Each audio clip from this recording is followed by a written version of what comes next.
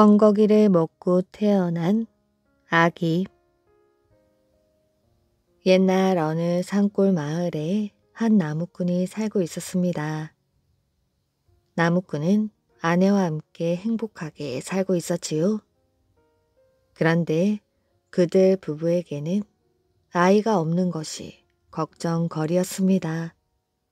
하루는 나무꾼이 산에 나무를 하러 갔는데 이상한 일이 벌어지고 있었지요.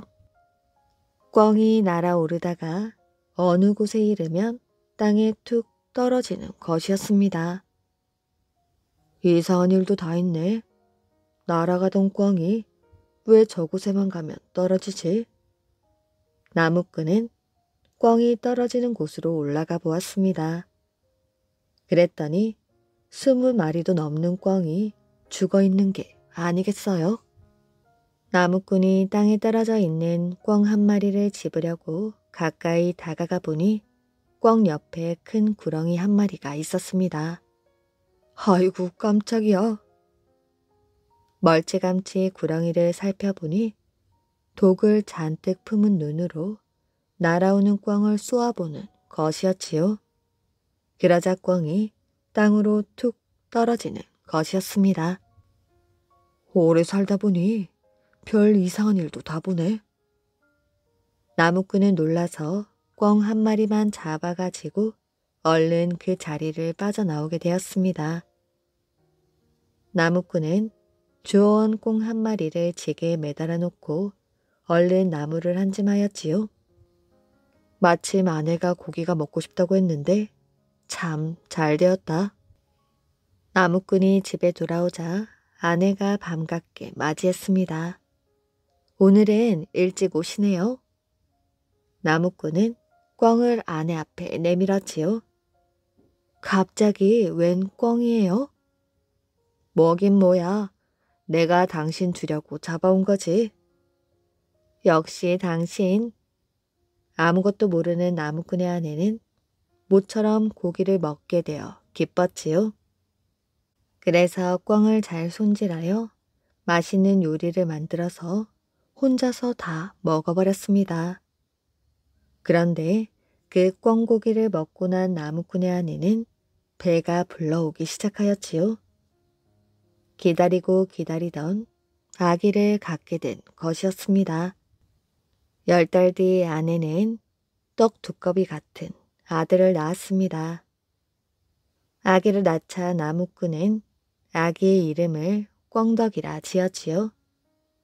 아내가 꿩고기를 먹은 덕분에 태어났다고 하여 꿩덕이라 지은 것이었습니다. 꿩덕이는 무럭무럭 자라서 5살이 되었지요. 어느 날 나무꾼과 아내가 들에 일을 하러 나가고 꿩덕이 혼자 집을 보고 있었습니다. 꿩덕아, 꿩덕아. 누가 살인문 밖에서 꿩덕이를 불렀습니다.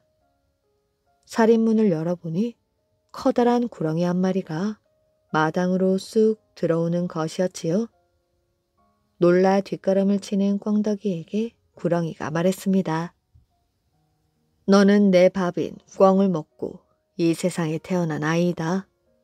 그러니 이젠 내가 꿩 대신 너를 잡아먹어야겠어. 하지만 지금 당장은 너를 잡아먹지 않겠다. 네가 15살이 되면 그때 잡아먹으러 올 것이야. 이 말을 남긴 구렁이는 스르르 살인문 밖으로 사라져 버렸습니다. 갑작스런 일에 꿩덕이는 어쩔 줄 몰랐지요. 저녁이 되어 어머니 아버지가 돌아오셨지만 차마 그 말을 꺼낼 수가 없었습니다. 구렁이와의 일은 그렇게 꿩덕이 혼자만의 비밀이 된 것이었지요. 꿩덕아, 밥 먹어라. 어머니가 저녁밥을 차려 들고 왔지만 꿩덕이는 밥이 넘어가지 않았습니다. 왜 안 먹니? 그냥 배가 아파서요. 꿩덕이는 구렁이가 했던 말이 생각나서 밥 맛을 잃고 말았습니다. 어느덧 세월이 흐르고 흘러 꿩덕이의 나이 15살이 되었지요. 꿩덕이의 부모님은 아들 꿩덕이를 건넌 마을 처녀와 혼인을 시키기로 했습니다. 그런데 하필 꿩덕이의 혼인 날이 바로 구렁이가 꿩덕이를 잡아먹겠다고 한 날이었지요. 혼인식을 마치고 첫날 밤이 되었는데도 꿩덕이는 잠잘 생각도 않고 고민을 하고 있었습니다. 무슨 걱정이라도 있으셔요? 숨기지 마시고 제어에게 이야기해 보십시오. 막 결혼한 새색시가 신랑에게 물었습니다. 아무것도 아니요. 그냥 잠이 오지 않아서. 제 눈은 못 속입니다. 무슨 고민이 있으시지요? 새색시가 다그쳐 묻는 바람에 꿩덕이는 할 수 없이 비밀을 털어놓고 말았습니다. 그러자 새색시가 자리에서 벌떡 일어나며 말했습니다. 제가 나서서 해결해 보겠습니다. 그때 문 밖에서 구렁이의 소리가 들려왔지요. 꿩덕아, 그때 약속을 잊지 않았겠지? 그럼 어서 나와. 내 밥이 되려무나. 그러자 꿩덕이 대신 새색시가 뛰어나가며 말했습니다. 무슨 일이냐? 나는 꿩덕이랑 할 얘기가 있어서 왔다. 네 일이 아니니 상관 말고 들어가거라. 마침내 새색시와 구렁이가 다투기 시작했습니다. 새색시는 막대기를 들고 구렁이에게 덤볐지요.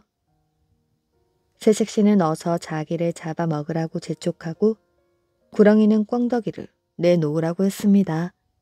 마침내 새색시의 기세에 눌린 구렁이는 입에서 구슬 하나를 토해내었지요. 이것을 가지거라. 이 구슬은 무엇이든지 나오라고 하면 다 나오는 것이야. 새색시는 그래도 분이 풀리지 않아 계속해서 싸우려 들었습니다. 그러자 구렁이가 구슬을 또 하나 토해내며 말하였지요. 이 구슬도 너에게 줄게. 이건 붉은 것 나와라고 하고 외치면 다 나오는 구슬이야. 난 그따위 구슬은 필요 없어. 그러니 어서 이 집에서 나가지 못해. 새색시가 구렁이에게 계속해서 덤비자 겁이 난 구렁이는 마지막 구슬까지 새색시에게 주었습니다. 이건 뭐하는 구슬이니? 이 구슬은 누구라도 죽일 수 있는 구슬이지. 누구든 죽으라고 외치면 죽는다고. 구렁이의 말이 끝나기가 무섭게 새색시가 큰 소리로 외쳤습니다. 그렇담 구렁이 너나 죽거라. 그러자 구렁이가 그만 그 자리에서 죽고 말았습니다. 아내 덕분에 목숨을 구한 꿩덕이는 그 후 아내와 함께 행복하게 오래오래 살았다고 합니다. 다섯 장군과 여우. 옛날에 수궁이란 사람이 살고 있었습니다. 그는 어려서부터 태백산 태화 선인에게 글을 배웠지요. 선인이란 신선과 같은 사람이라는 뜻입니다. 스승은 총명한 수궁을 아주 사랑하여 그와 더불어 세상을 구할 수 있다고 생각했습니다. 수궁이 공부를 마치고 집으로 돌아가려 할 때 스승 태화 선인이 말하였지요. 집에 가거든 나그네들을 잘 대접하거라. 그러다 재주나 지혜가 너보다 나은 사람이 찾아오거든 곧 내게 와서 알려야 한다. 알겠지? 예, 스승님. 잘 알겠습니다. 수궁은 집에 와서 마을에 오는 나그네들을 손님으로 모셔다가 재우고 먹이면서 대접을 잘 해주었습니다. 그러던 어느 날 한 나그네가 찾아왔지요. 수궁은 그 나그네와 여러 이야기를 나누었습니다. 정말 놀라울 정도로 막힘이 없었지요. 그 나그네의 대답이 모두 진리처럼 들렸습니다. 수궁은 처음으로 크게 놀라고 감탄하게 되었지요. 이 사람은 나보다 재주와 지식이 훨씬 높구나. 나그네는 하룻밤 쉬고는 떠나게 되었습니다. 수궁은 나그네가 떠나자마자 스승 태화선인에게 달려가서 그 나그네에 대해 자세하게 이야기했습니다. 스승이 말하였지요. 그 나그네는 5만 년 묵은 구미호가 틀림없구나. 나 혼자 물리치기는 힘들다. 네가 나와 함께 그 구미호와 싸울 수 있겠느냐? 목숨을 건 싸움이 될 수도 있어. 예, 스승님. 작은 힘이라도 보태겠습니다. 그렇다면 고맙구나. 벽을 마주하고 앉거라. 그리고 내가 가르쳐주는 대로 주문을 나하고 같이 맞춰서 360번을 외워야 한다. 네, 알겠습니다. 수궁은 스승이 가르쳐준 주문을 스승과 함께 정성을 다해 외웠습니다. 수리수리 마수리 홍익인간 사해동포, 수리수리 마수리 홍익인간 사해동포. 홍익인간 사해동포란 당군이 조선을 세운 정신이었지요. 주문이 끝나자 수궁과 태화선인의 몸이 가볍게 둥둥 떠서 구름 위로 날아갔습니다. 그렇게 동쪽으로 7일 동안 날아가더니 한 곳에 이르게 되었지요. 그곳은 네모 모양 섬이었습니다. 그 네모난 섬 한가운데에 커다란 오색나무가 한 그루 서 있었지요. 동쪽으로 뻗은 가지는 푸른빛, 남쪽 가지는 붉은빛, 북쪽 가지는 검은빛, 서쪽 가지는 흰 빛이었습니다. 그리고 가운데로 솟구친 가지는 노란 빛이었지요. 태화선인이 노란 가지를 꺾어오게 되었습니다. 그 가지에 누를 황자와 임금 제자를 붙여 황제라고 썼습니다. 동쪽으로 뻗은 푸른 가지를 꺾어왔지요. 그 가지에는 불을 청자를 써 청제라 썼습니다. 남쪽으로 뻗은 붉은 가지에는 붉은 적자를 붙여 적제라 썼습니다. 서쪽의 흰 가지를 꺾어서는 흰 백자를 붙여 백제라고 썼습니다. 마지막으로 북쪽의 검은 가지를 꺾어 검을 현자를 붙여 현재라고 썼습니다. 그렇게 정성스레 쓴 나무 가지를 들고 공중에 흔들면서 동서남북으로 3번씩 절을 하였지요. 5 임금을 빌려주셔서 고맙습니다. 구미호를 물리치는 군대의 장군으로 잘 쓰고 돌려드리도록 하겠습니다. 그리고 나뭇가지 5개를 도포 자락에 조심스레 넣고 돌아왔습니다. 태백산으로 돌아온 태화선인은 자기는 북쪽에 앉고 수궁은 남쪽에 앉게 했습니다.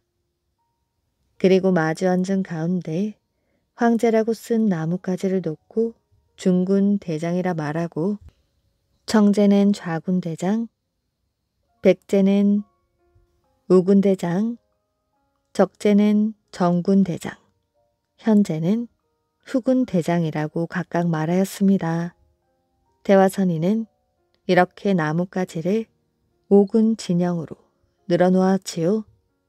그리고 수군과 함께 신선 옷으로 갈아입고 몸을 바로잡고 엄숙하게 앉아 주문을 외우기 시작했습니다.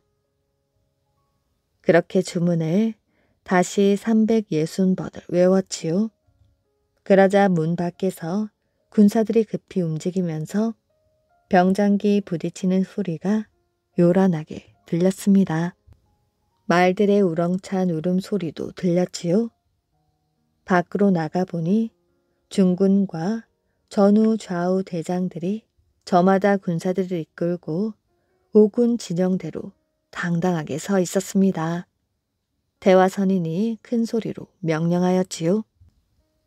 구미호가 인간 세상을 어지럽히고 있다. 그러니 5군 대장들은 군사를 거느리고 구미호를 잡아오너라.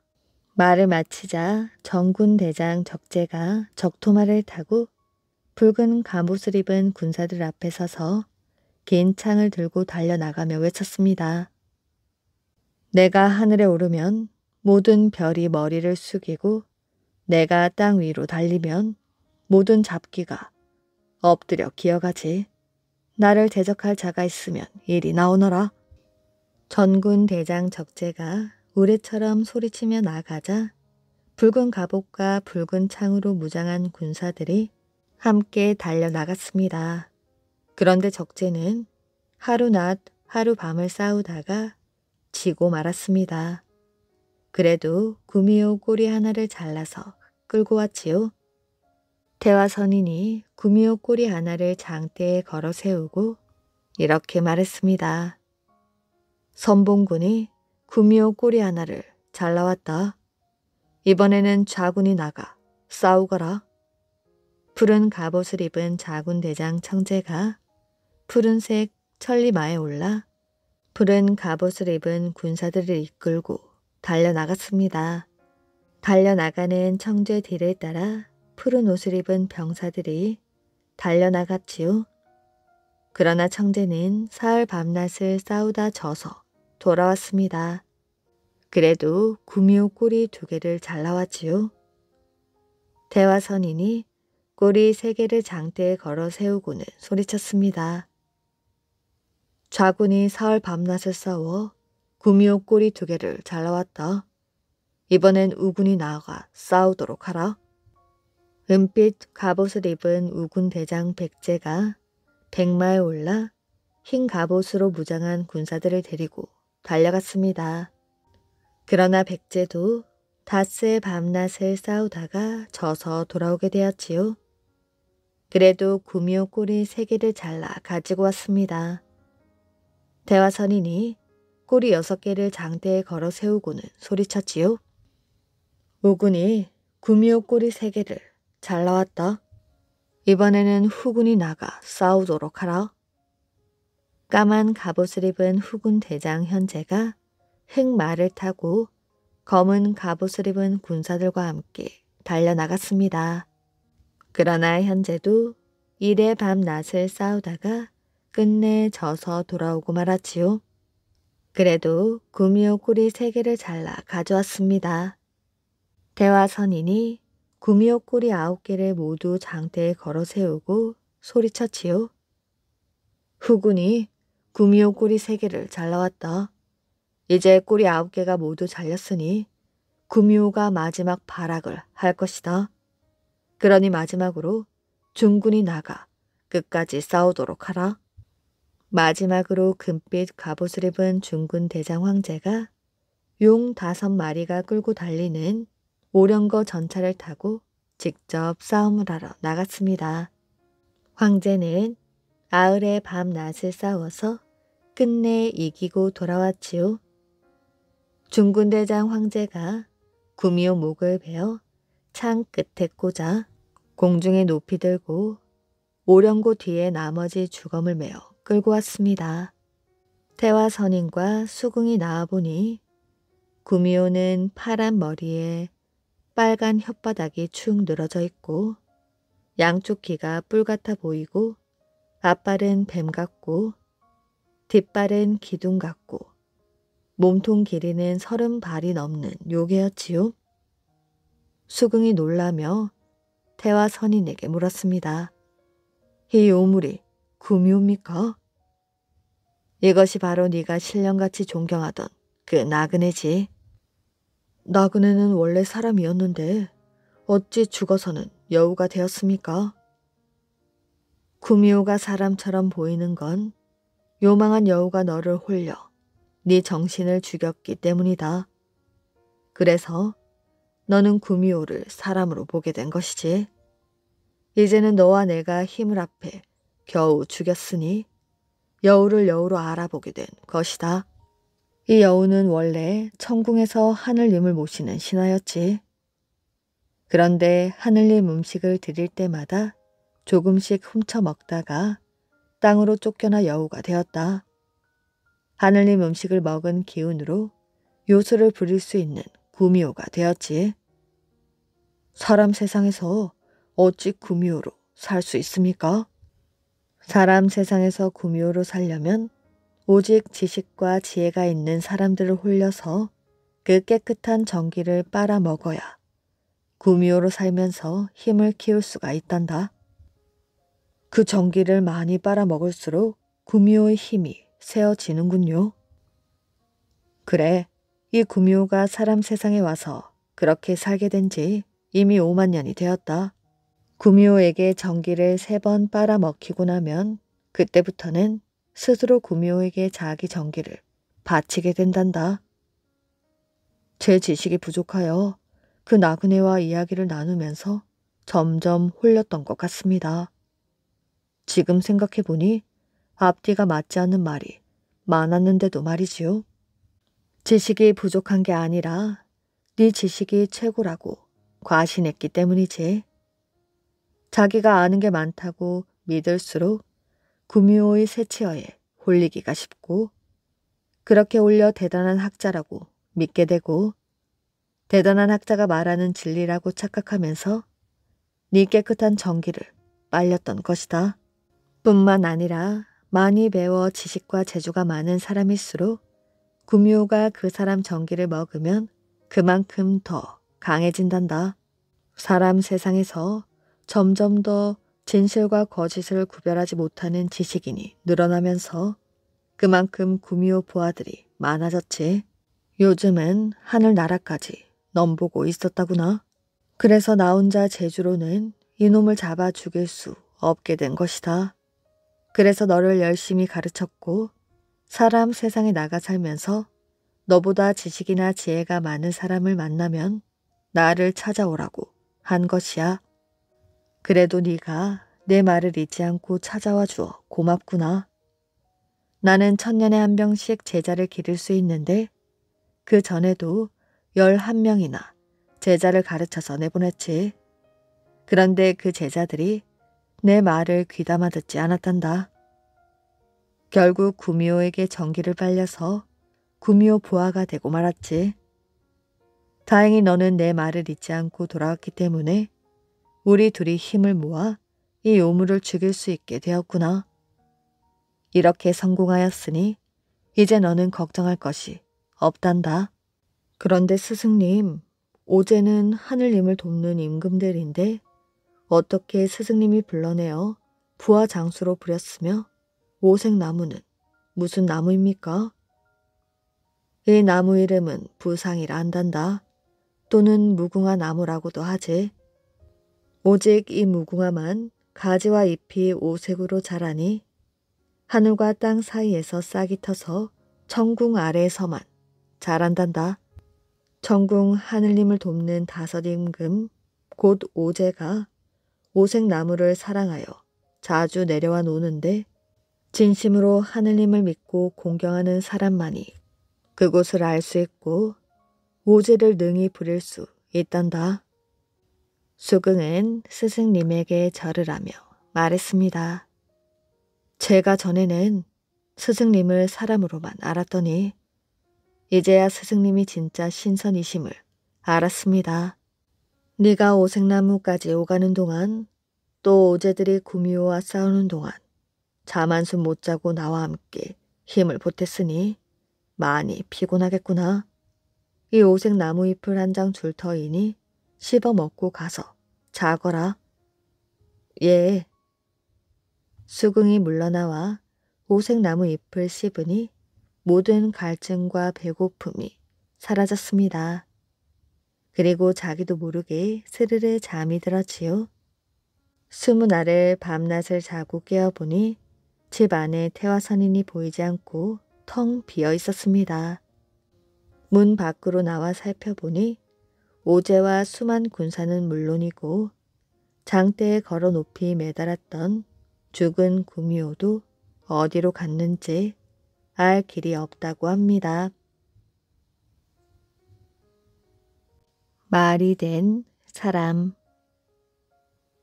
옛날에 어떤 장사꾼이 등에 짐을 지고 여기저기 물건을 팔러 다녔습니다.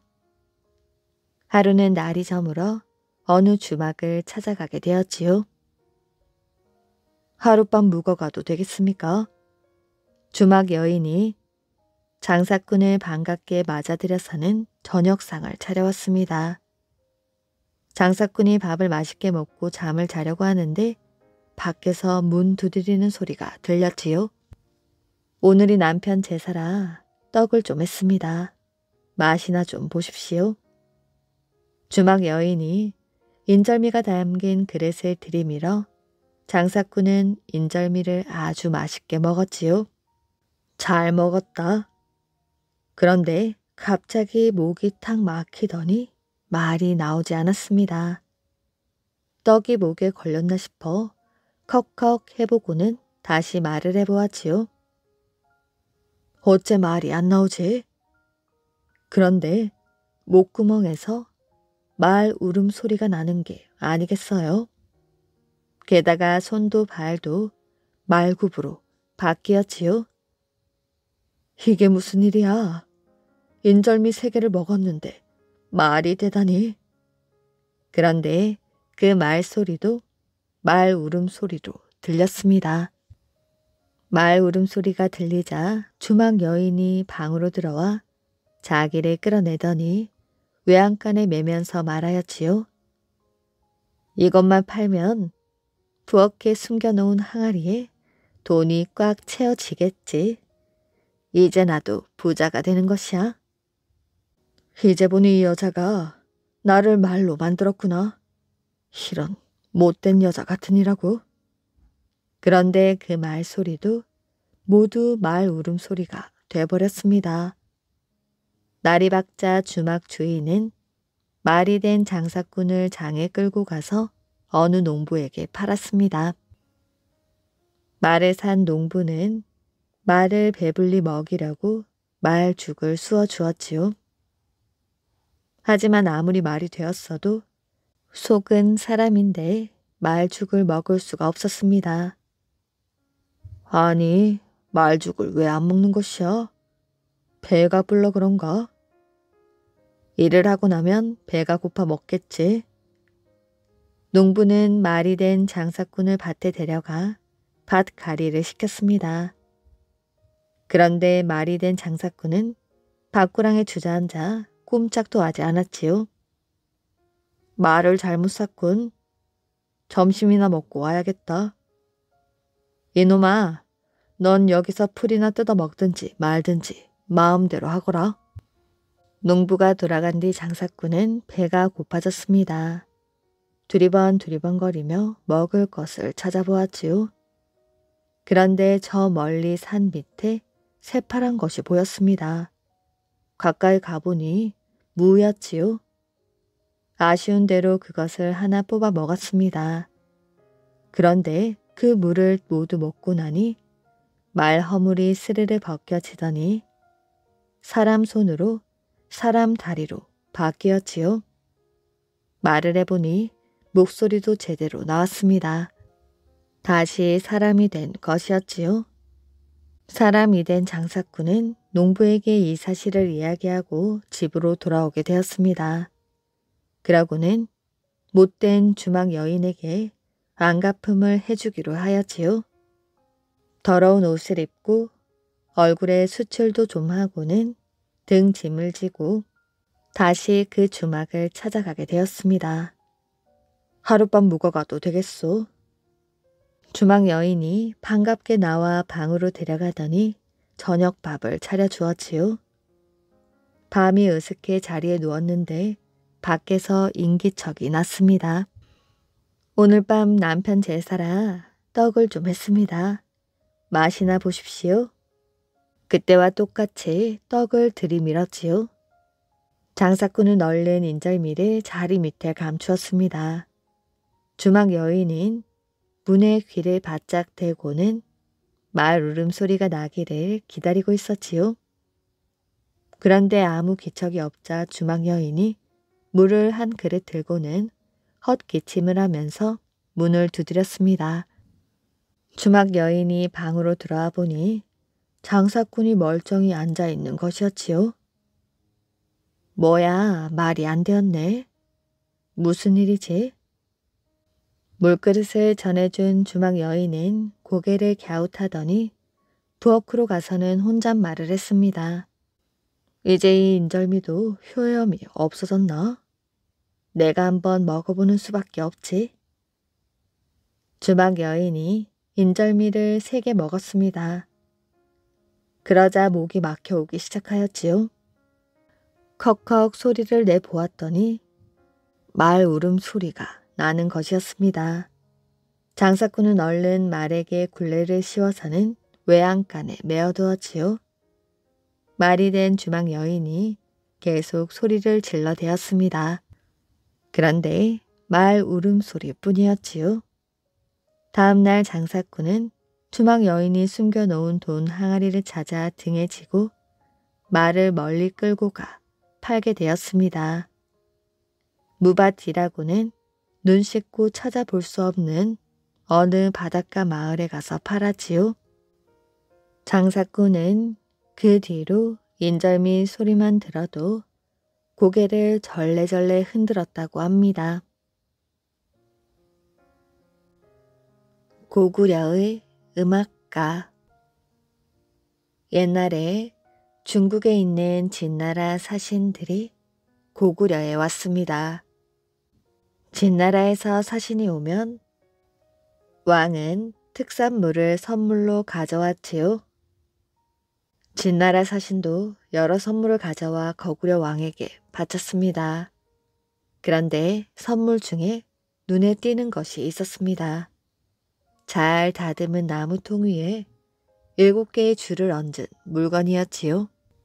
사신이 말했습니다. 우리 진나라가 자랑하는 칠현금이라는 악기옵니다. 줄이 7개라 칠현금이라 하지요. 어떻게 연주하는 악기인고? 줄을 튕기면 되옵니다. 고구려 왕은 손가락으로 줄을 튕겨 보았습니다.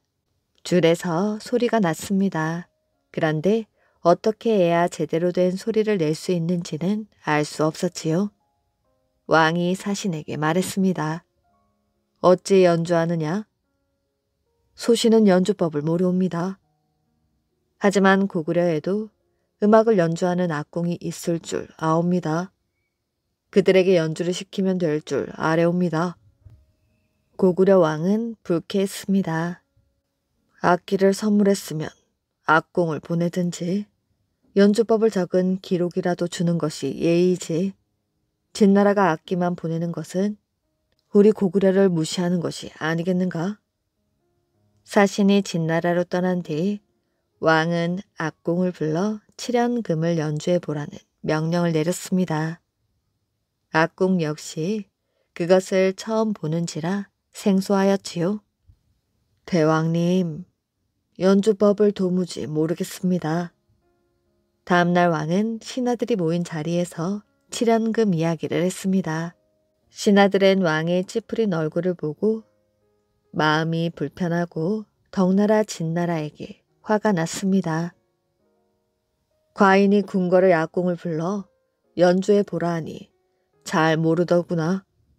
우리 고구려가 무엇이 부족하여 저런 악기 하나 제대로 연주하지 못한단 말인가? 나의 답답한 속을 풀어줄 자가 정녕 없는 것이냐? 바로 그때 신하들의 시선이 한 신하에게 쏠렸습니다. 왕도 신하들처럼 한 신하를 유심히 쳐다보았지요. 그는 왕산악이라는 신하로 신하들 중 악기에 대한 지식이 가장 많았습니다. 왕산악은 자기에게 쏠리는 시선을 느꼈지요. 그때 왕의 목소리가 들렸습니다. 그대가 칠현금을 연주하는 방법을 알아내도록 하라. 소신이 연주법을 알아내겠습니다.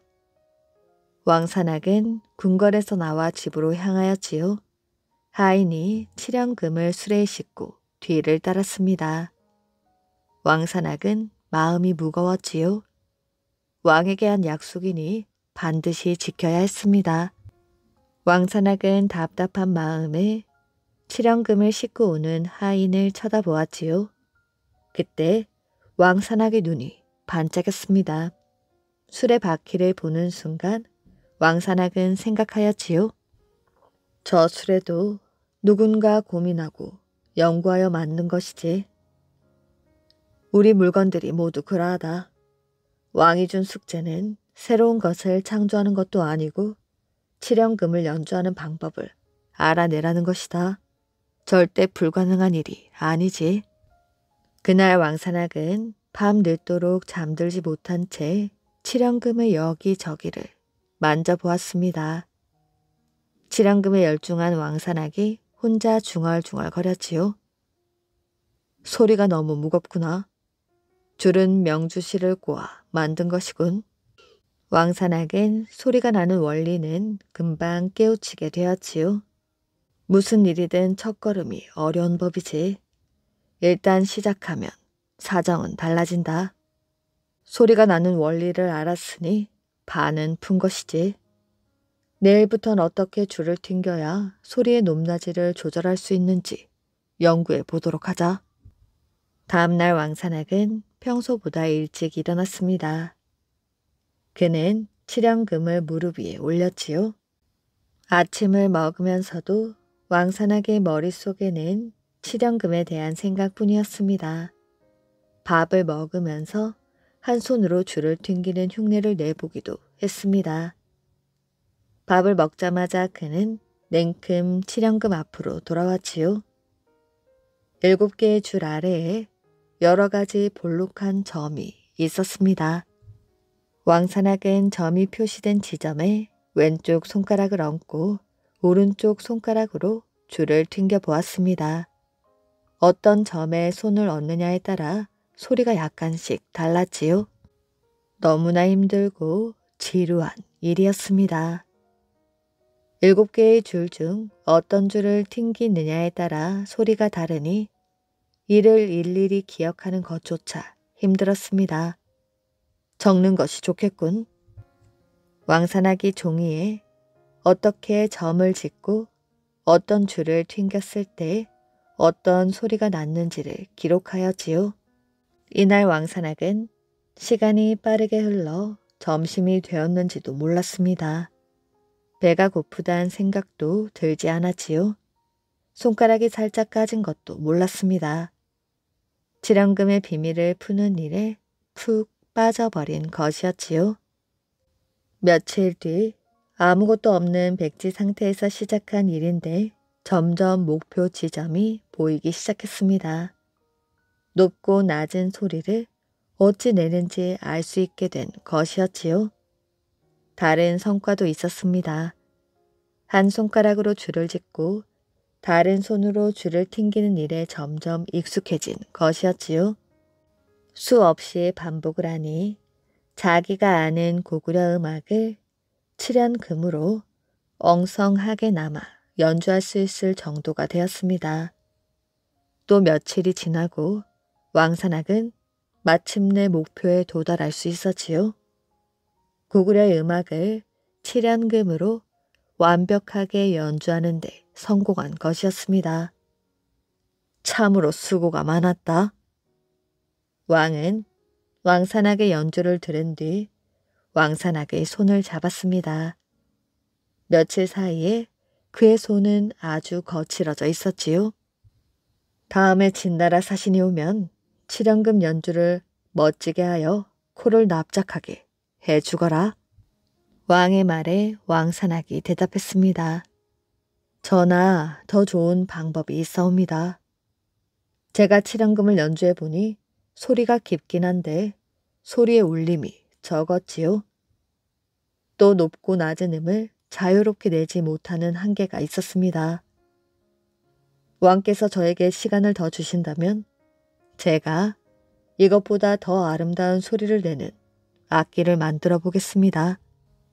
새 악기를 만드는 건 어려운 일이 아니오. 어려운 일일수록 보람도 큰 법이지요. 자네 생각이 아주 장하다. 온 천하에 자랑할 만한 고구려의 악기를 만들어 보거라. 왕의 격려 속에 왕산악은 새로운 도전에 나섰습니다. 왕산악은 먼저 악기의 몸통이 되는 나무부터 연구하였지요. 오래될수록 단단해지는 오동나무로 악기의 뒷판을 만들었습니다. 앞판은 밤나무로 만들었지요. 그러자 소리를 울리는 성능이 훨씬 좋아지게 되었습니다. 왕산악은 줄을 7개가 아닌 6개로 하면 연주하기도 쉽고 7연금 못지않은 소리를 낼 수 있다는 사실도 발견하게 되었습니다. 뿐만이 아니었지요. 줄을 나무판에서 더 높이 올려 튕기면 울림이 좋은 소리를 낼 수 있을 것이다. 왕산악은 줄 아래에 나무 조각을 받쳤습니다. 그 상태에서 줄을 튕겨 보았지요. 훨씬 울림이 좋고 다양한 소리가 났습니다.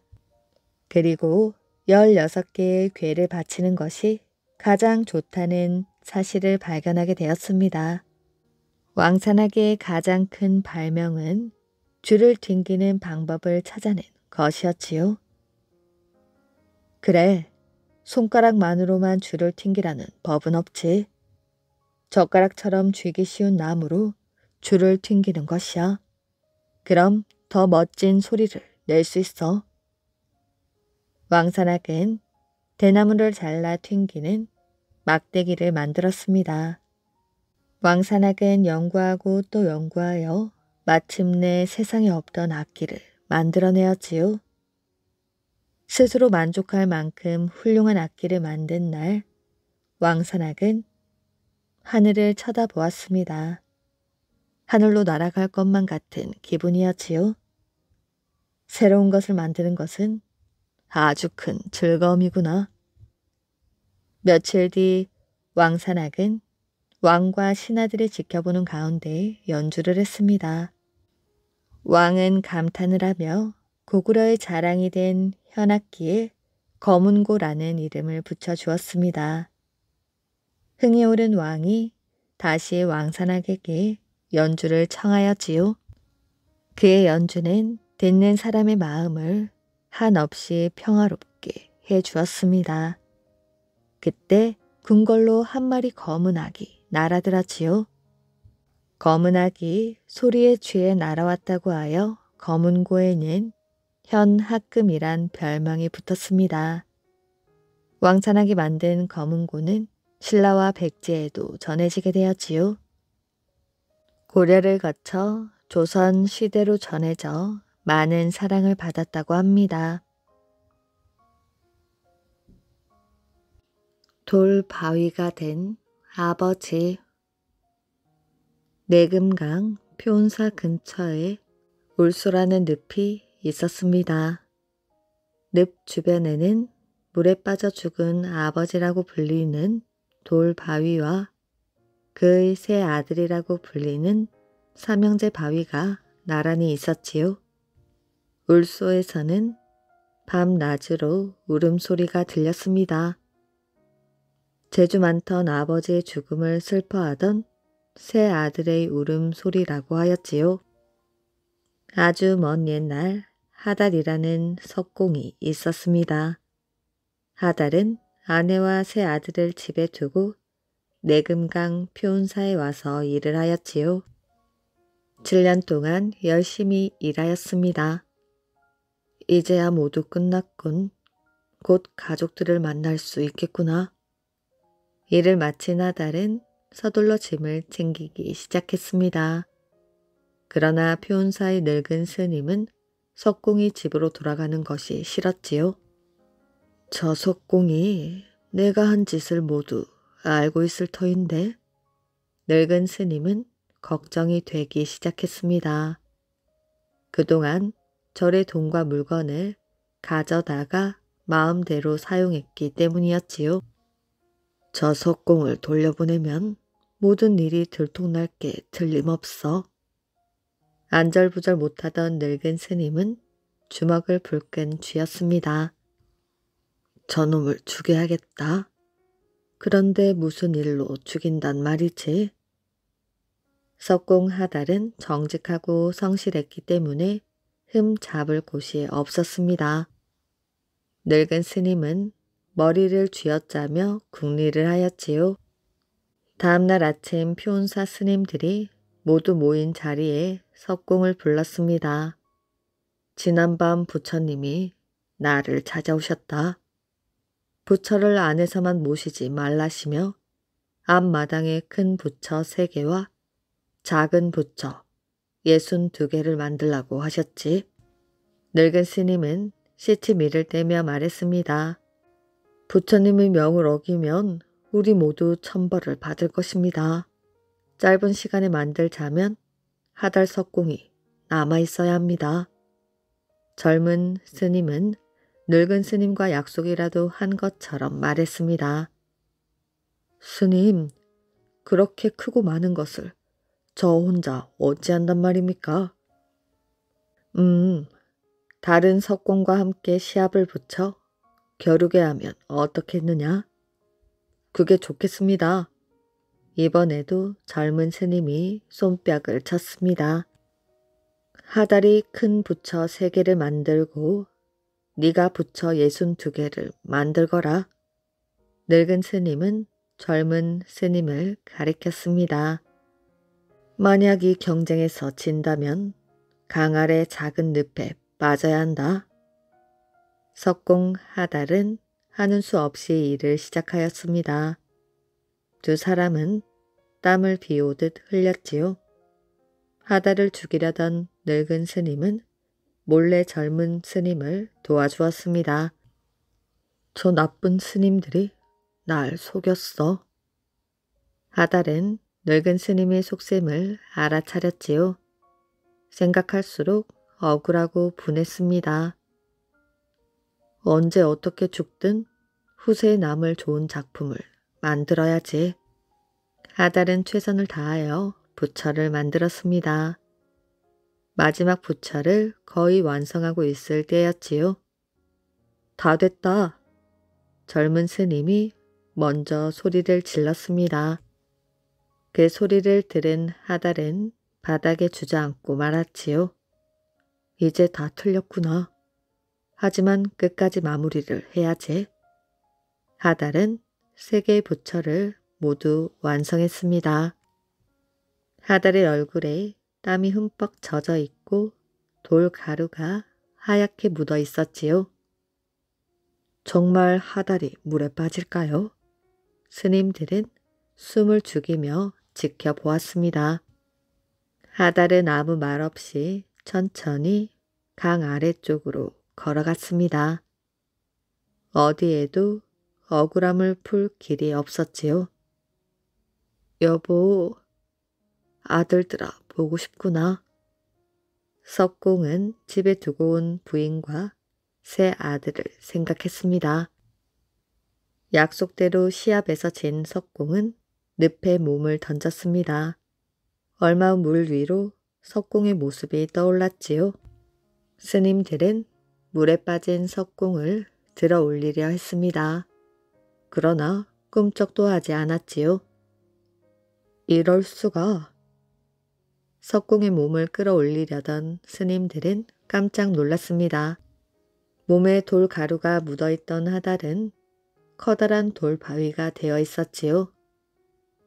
하달의 3 아들들은 서둘러 12곡에 12강을 건너 달려왔습니다.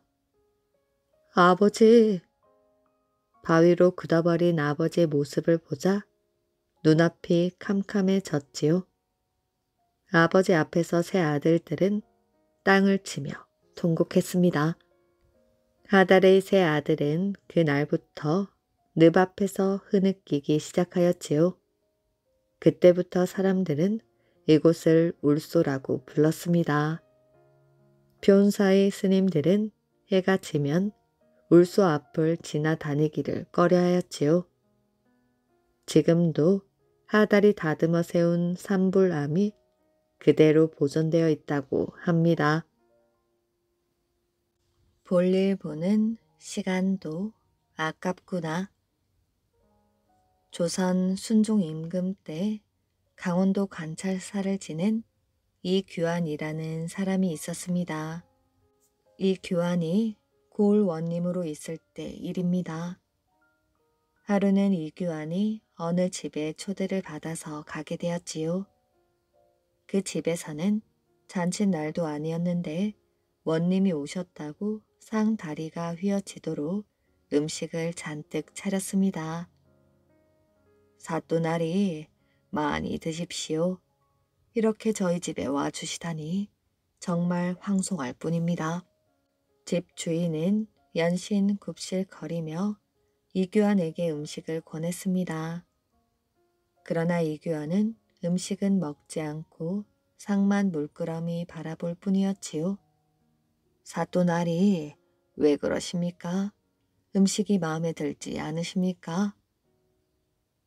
아니요. 맛있게 잘 먹겠소.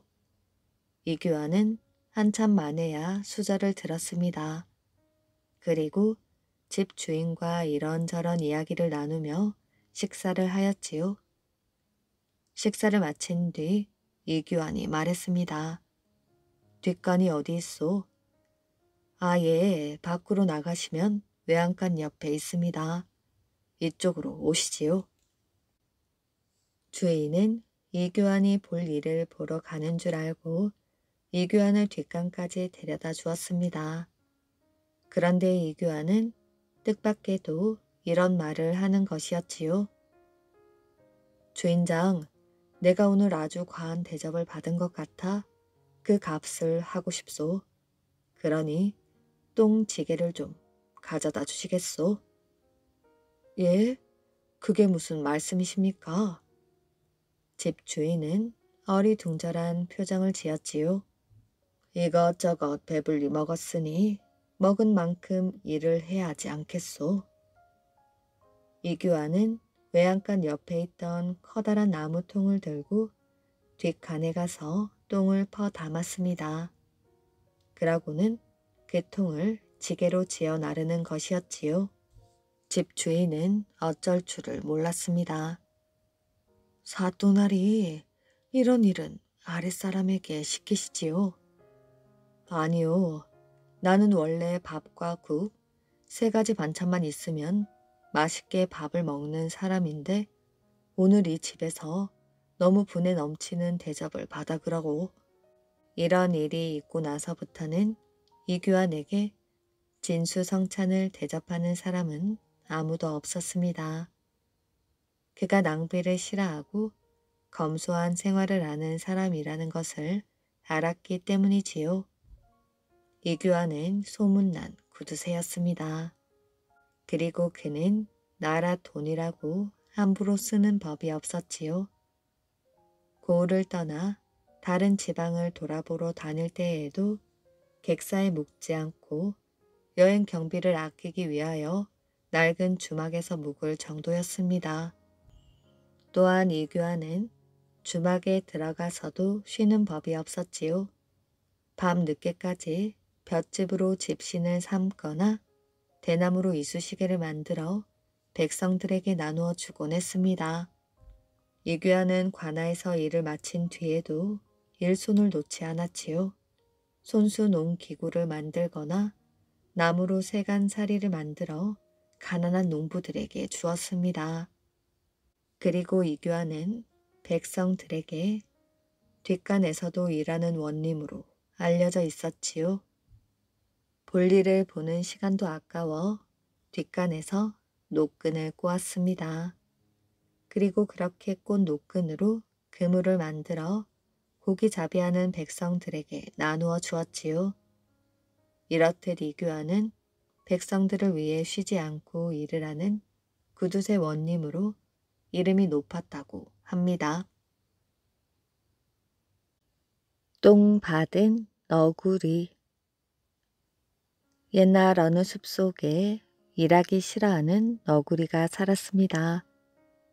너구리는 빈둥빈둥 놀기만 하였지요. 다른 동물들은 추운 겨울을 준비하느라 바빴습니다. 너구리야, 그렇게 매일 놀기만 하면 어떡해? 오소리는 너구리가 걱정되었습니다. 아직 이렇게 따뜻한걸요. 찬 바람이 불기 시작할 때까지는 괜찮아요. 너구리는 괜한 걱정을 한다고 생각했습니다. 어느덧 여름이 지나고 찬 바람이 불어오는 늦가을이 되었습니다. 숲속 동물들은 겨울 준비를 끝내가고 있었지요. 게으른 뱅이 너구리는 굴을 파기가 정말 싫었습니다. 아휴, 모르겠다. 당장 눈이 내리는 것도 아닌데 뭘. 아직 햇살이 눈부시잖아. 며칠 후 찬바람이 살랑살랑 나뭇잎을 건드렸습니다. 너구리는 겨울이 점점 다가오는데도 낮잠만 잤습니다. 그러던 어느 날 마침내 한박 눈이 내리고 눈보라가 치기 시작하였지요. 집 없는 너구리는 사나운 눈보라를 이겨내야 했습니다. 더군다나 사냥꾼들이 들과 산으로 돌아다니고 있었지요. 1년 내내 놀기만 하던 너구리는 쉴 만한 곳을 찾아다녔습니다. 그래, 논으로 가보자. 너구리는 몸을 벌벌 떨며 볕단이 쌓여있는 논으로 갔습니다. 어느새 볕단은 눈으로 덮여 있었지요. 이러다가 얼어 죽겠는걸. 안 되겠다. 오소리를 찾아가야지. 오소리 아저씨, 눈보라가 치는데 집이 없어 헤매고 있어요. 너구리는 있는 힘을 다해 소리쳤습니다. 한참 후에야 오소리가 굴 밖으로 나왔지요. 굴 밖으로 드나들기 귀찮았는데 저 녀석을 좀 부려먹어야겠다. 오소리는 너구리가 괘씸하다는 생각이 들었습니다. 자네도 알다시피 집이 좁아 어쩔 수가 없네. 오소리 아저씨, 눈보라가 쳐서 어디에도 갈 수가 없어요. 제발 도와주셔요. 너구리는 다시 한번 사정했습니다. 어디라도 좋으니 그저 이 집에서 추운 겨울만 지내도록 해주세요. 너구리는 머리를 조아리며 발을 동동 굴렀습니다. 그럼 할 수 없지. 대신 한 가지 조건이 있단다. 내가 땀 흘려 굴을 파는 동안 너는 빈둥거리며 놀지 않았니? 그러니 널 공짜로 먹여줄 수는 없어. 그럼요. 뭐든 할 테니 내쫓지만 말아주세요. 너구리는 오소리를 붙잡으며 사정을 하였습니다. 그렇다면 내가 시키는 일이면 뭐든지 할 텐가? 네, 당연히 그렇게 하지요. 너구리는 코가 땅에 닿도록 인사를 했습니다. 그날부터 너구리는 오소리 굴에 살면서 온갖 힘든 일은 다 하였지요. 하다 못해 오소리의 꼬리 밑에 등을 대고 구린내 나는 똥까지 받아냈습니다. 그제서야 너구리는 1년 내내 아무 일도 하지 않은 것을 후회했습니다. 그때부터 사람들은 제 손으로 벌어놓은 것이 없어서 남의 일을 해주면서 얻어먹고 사는 사람을 보고 똥진 너구리 같다고 했답니다. 이야기 재미있게 잘 들으셨나요? 오늘의 이야기는 여기까지입니다. 오늘도 이야기를 들어주셔서 정말 감사합니다. 오늘도 편안한 밤 되시길 바랍니다.